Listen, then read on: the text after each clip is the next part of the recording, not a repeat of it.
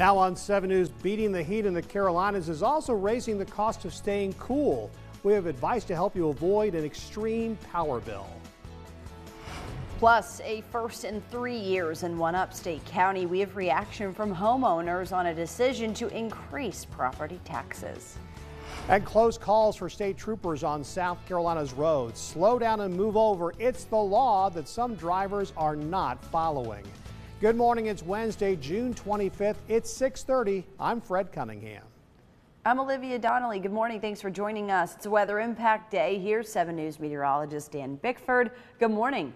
A warm morning, but that main impact is the heat of the afternoon. Once again, a heat advisory remains in effect till 8 this evening for all areas outside the mountains. Like yesterday, those heat indices could pile up to the 105 to 108 range.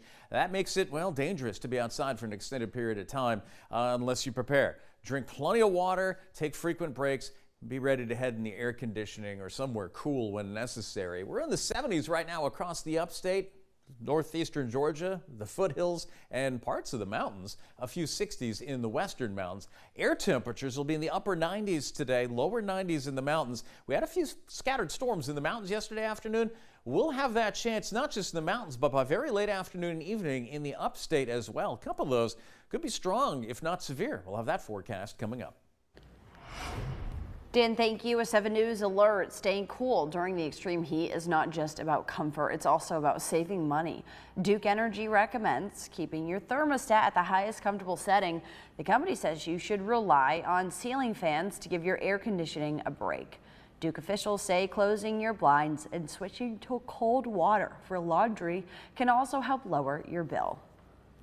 Air conditioning, which we love in the South, but also is a tremendous impact on your energy usage. So any degree that you can tolerate up on your thermostat can cause significant savings in your energy bill. The focus for us is to make sure customers have reliable service when they need it at the touch of a fingertip, that the lights always come on when you want them to come on.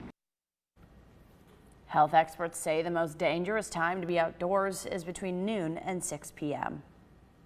Our coverage continues. Your pets can also suffer during extreme heat. So what are you doing to help make sure they stay safe?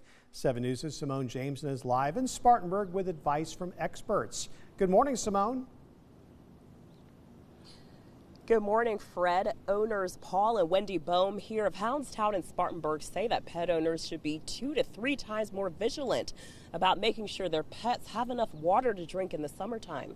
Beyond that, they suggest keeping your pets in a cool, climate-controlled environment for as long as possible. They say the best time to take your fur babies out for exercise is early in the morning before the sun rises. They tell me it's important to monitor your pets for any changes in their behavior when the sun is up, like withdrawal, which could be a sign of heat exhaustion.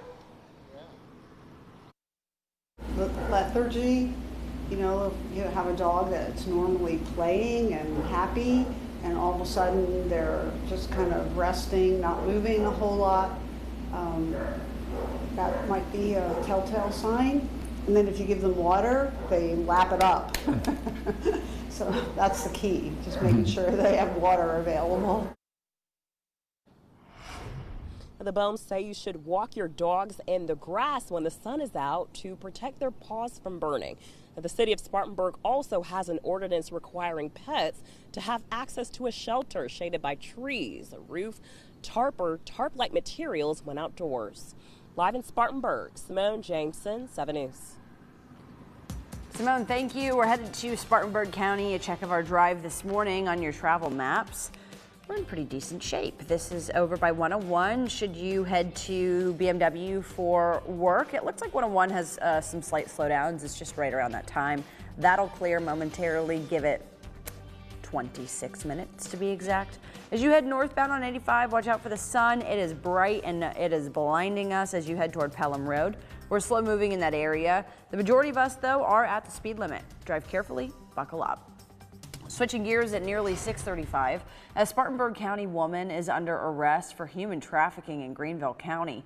State agents say 32-year-old Brooke Foster is charged with 5 counts of trafficking in persons, victim under 18 years of age. According to arrest warrants, Foster recruited a 16-year-old to engage in commercial sex acts in Simpsonville between January the 20th and February the 6th.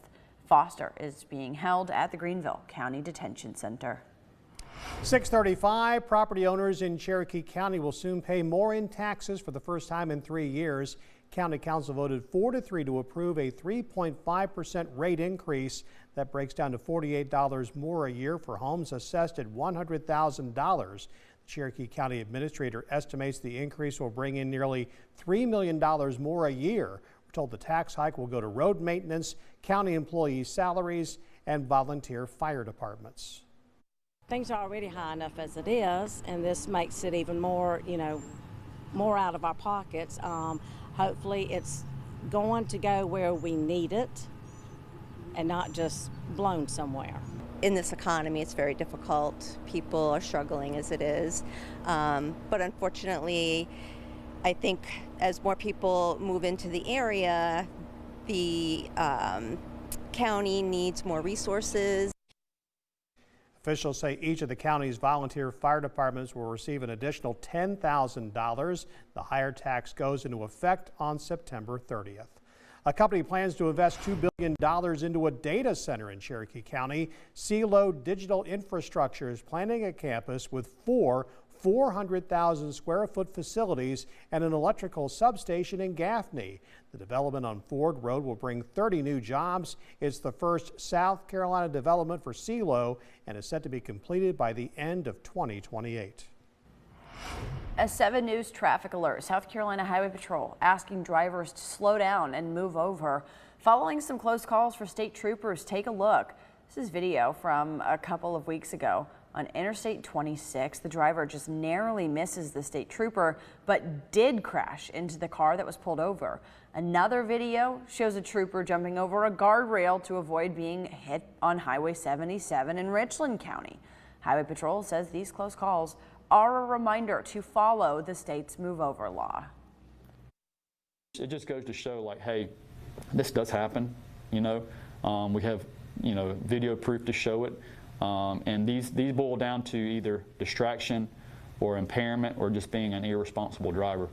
So if we can eliminate those three things, and actually give our emergency personnel some space by moving over, if it's safe to do so, we can avoid a lot of these possible situations. Highway Patrol says if you ever get pulled over, remember to pull as far off the road as possible. The city of Inman got scammed. The Spartanburg County Sheriff's Office says the city made a payment to an unknown party instead of a contractor that was owed money. The Sheriff's Office didn't give any specifics, but says state agents and the FBI are now part of the fraud investigation. Spam calls, texts, and emails, they seem to follow us everywhere. Coming up, Diane Lee is here to help with ways to scrub data and protect yourself in a 7 News consumer exclusive. 22 minutes now before 7 o'clock. As the sun is rising over downtown Greenville, you're watching 7 News.